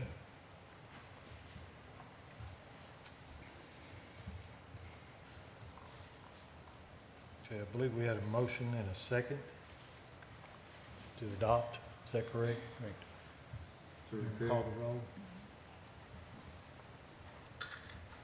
Mr. Westcott? Yes. Mr. Brown? Yes. Mr. George? Yes. Mr. Sims? Yes. Mr. Tripp? Yes. Mr. Wiley? Yes. Motion passes. All right. New business number 2, consideration of an ordinance to form a Public Works Commission. Councilor Westcott. Mr. Mayor, in the City Council Rules and Procedures, page 5 of 127 pages, section 3.3B, says a part of the regular agenda meetings of the City Council, the agenda meetings of the City Council shall include a report from the Director of Public Works or their designee to the City Council on the current status of public works projects of the city. I don't know that we've done that, but if we do this every month at the Finance or Agenda Preparation Committee level meeting, if we do that then this ordinance here tonight may not yet be necessary, and for that reason I move to table this. Second that. That B is a proposal from Alderman Tripp for this new set. It hasn't been there before. Well, I'd still like to table it, because we're going to vote on that later on, this proposed change to the rules and procedures that would include that paragraph. So whether we approve that change tonight or not, I don't know that there's a rush to do this ordinance here tonight, so I still move to table that. Okay. A second, somebody?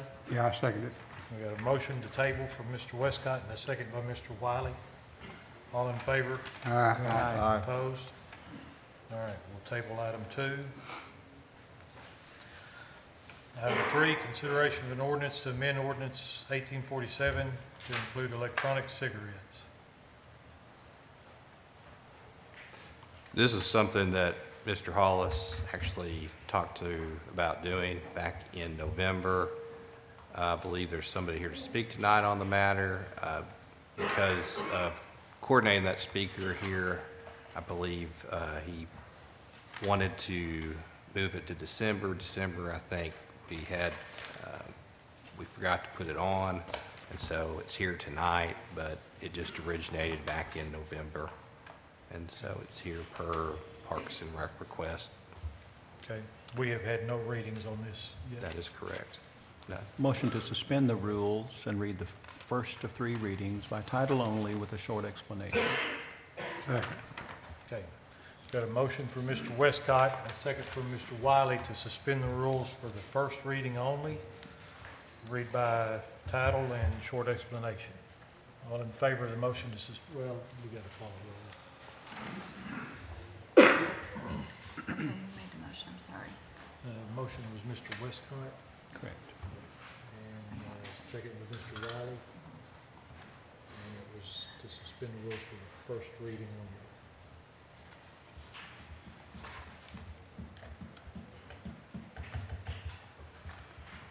only. Mr. Westcott? Yes. Mr. Wiley? Yes. Mr. Brown? Yes.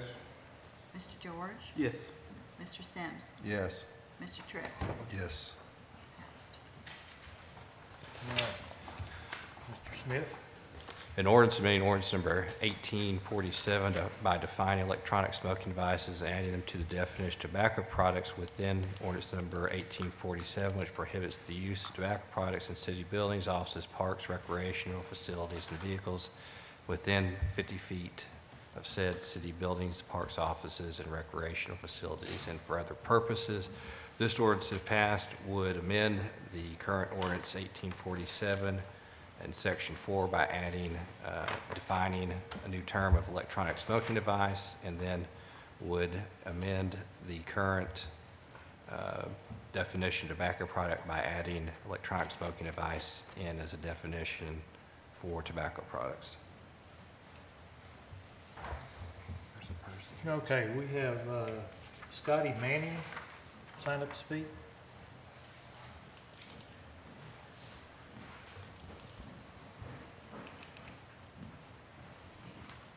Scotty Manning, I work for the Health Department.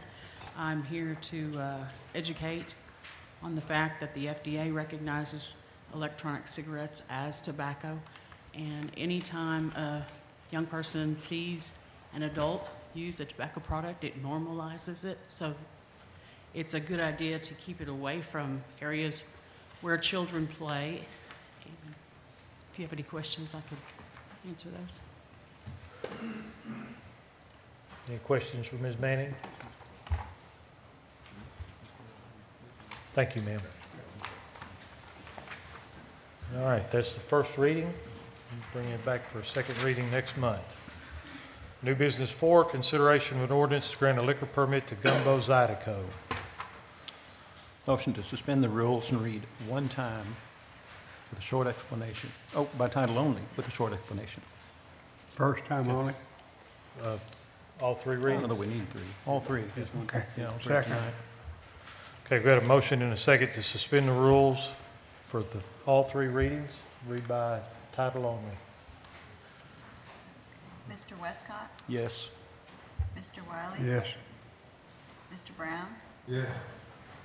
Mr. George? Yes. Mr. Sims? Yes. Mr. Tripp? Yes.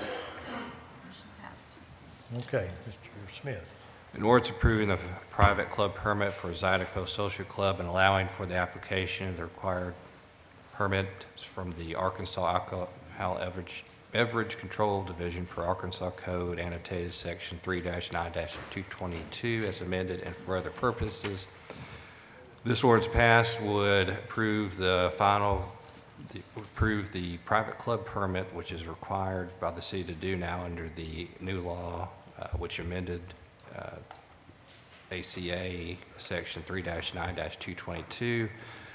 This would allow the permit then to go to the Alcohol Beverage Control Division per ACA Section 3-9-222. Motion to adopt. All right, we got a motion to adopt from Mr. Westcott. Second was Mr. Wiley. Brown. Mr. Brown. All right, any other discussion? Call the roll.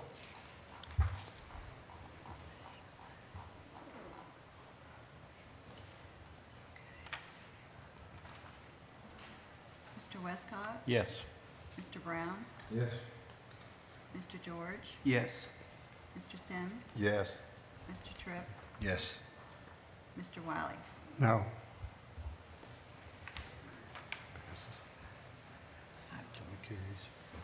That motion is approved.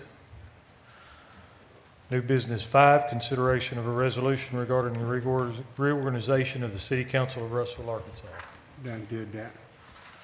Mayor, is this in the policy and procedures? Yes. Okay.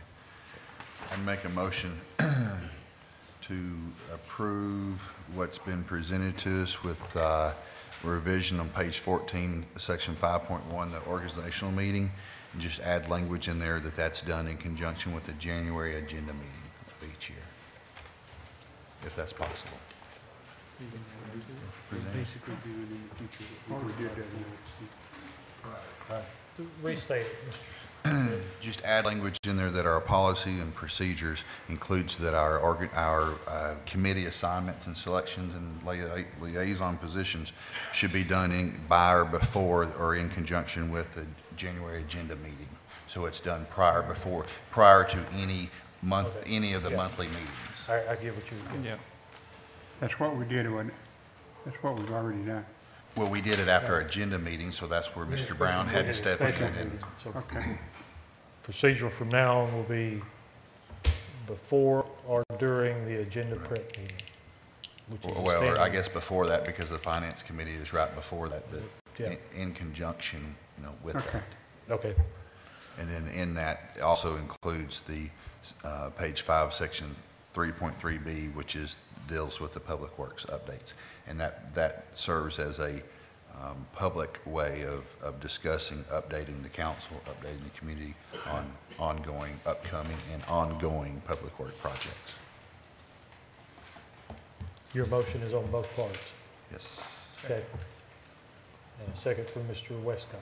Correct. All right, we got a motion and a second. We got discussion. Clarification, what was that addition on that there? Page 14, 5.1, organizational meeting, add it to where we, that happens before or no Get that later than part, the but agenda meeting. What about the public works? That's it's in what's presented to us. It's in section 3.3B. It'd be done at the agenda meeting. Right. I got it. I understand it now. Good job. Thank you. Okay. Any other questions or discussion? Okay, we got a motion, Mr. Tripp, and a second from Mr. Westcott. All in favor, say aye. Aye. Opposed? The resolution is approved. We've got a sixth item that we didn't get moved over to this agenda. It's the item Mr. Garza brought forward to us. Mr. Smith, you made everybody a copy. Yes. And it's an ordinance. Is this the one that we did the public hearing? We did, even We already did the public hearing. Do you want to do No, a we public didn't. We hearing? set it for City tonight. attorney says it's not needed, so, We had one at the planning commission. okay. It's on a rezone recommended by planning commission. What are we trying to pass tonight? It's, you should have a Yeah, separate I've got it package right there. It was a rezoning petition from Central Planning Commission. So if we, Mr. Mayor, is this the Domus developer in the Joe Phillips property? Yes. We need Mayor, I'd make a motion to suspend the rules, read by title, short explanation for passage tonight. for all three. I'll readings. second that. Okay, so we got a a motion to suspend the rules for all three readings. I read by title only with a short explanation. That motion is Mr. Tripp, and second was Mr. Wiley. So let's call the roll on the motion to suspend. Mr. Tripp? Yes. Mr. Wiley? Yes. Mr. Brown? Yes. Mr. George? Yes. Mr. Sims? Yes. Mr. Westcott? Yes. Passed. Okay, Mr. Smith? An ordinance rezoning certain real in the city of Russellville, Arkansas for their purposes. This ordinance, if passed, would rezone property located at 1400 block of West Parkway Avenue here in the city of Russellville, Arkansas. It's further described in both the attachment labeled Exhibit A, the plat, and the legal description Exhibit B, and would rezone it from its current mixed zone of M2 and Conservation District to R3. Motion. Second. Second. All right, so we got motion to adopt from Mr. Wiley, second from Mr. Westcott. A question for Mr. Brown I just want to comment before we leave. on this? No. Okay, any discussion on this item?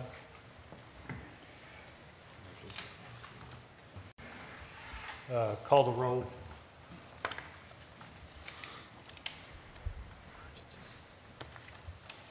Mr. Wiley? Yes. Mr. Westcott? Yes. Mr. Brown? Yes. Mr. George? Yes. Mr. Sims? Yes. Mr. Tripp? Yes.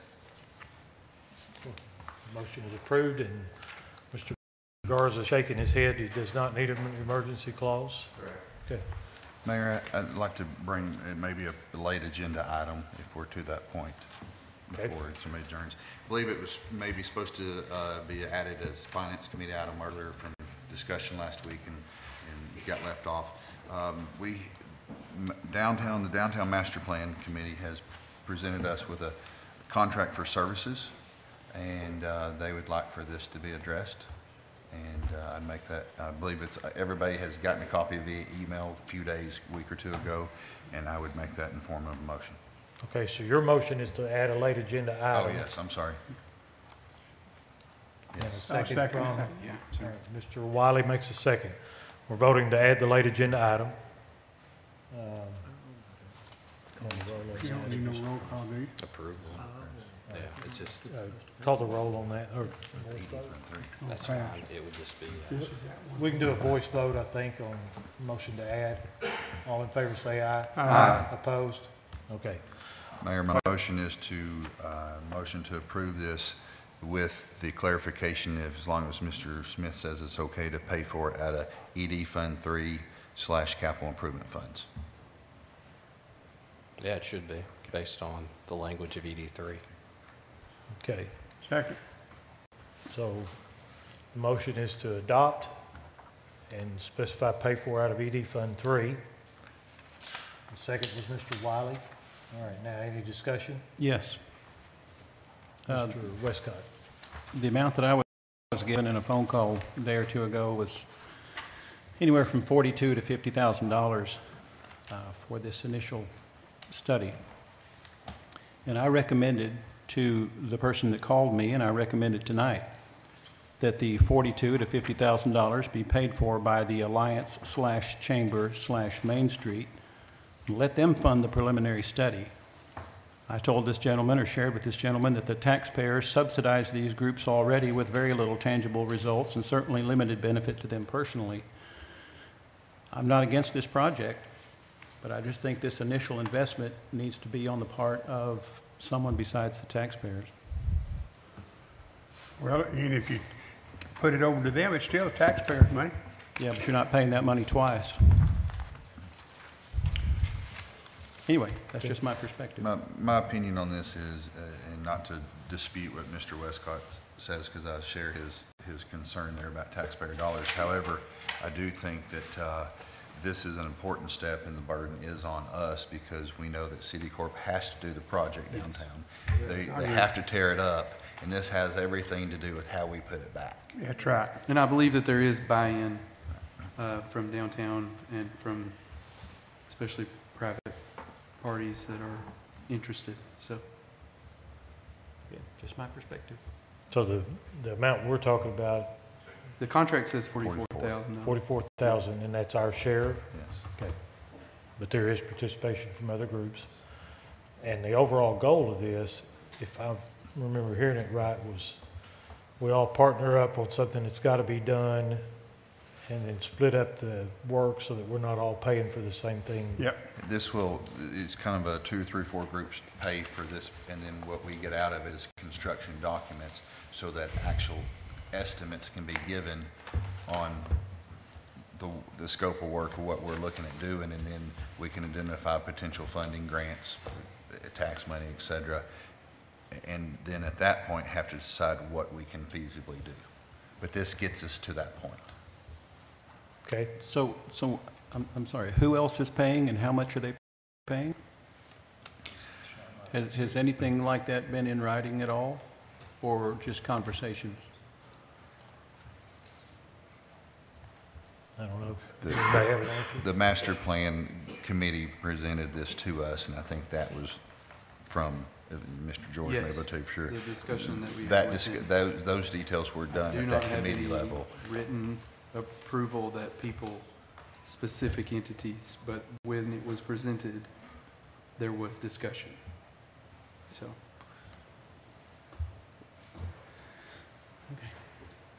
Any other discussion?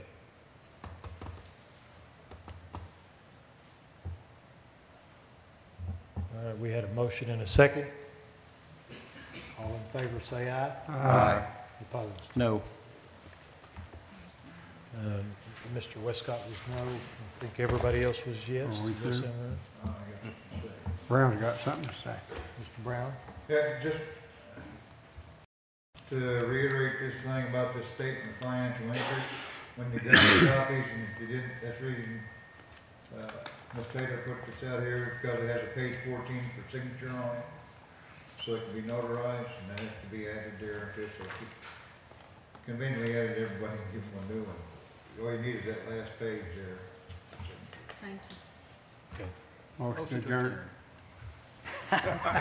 We've got two. I guess we're adjourned.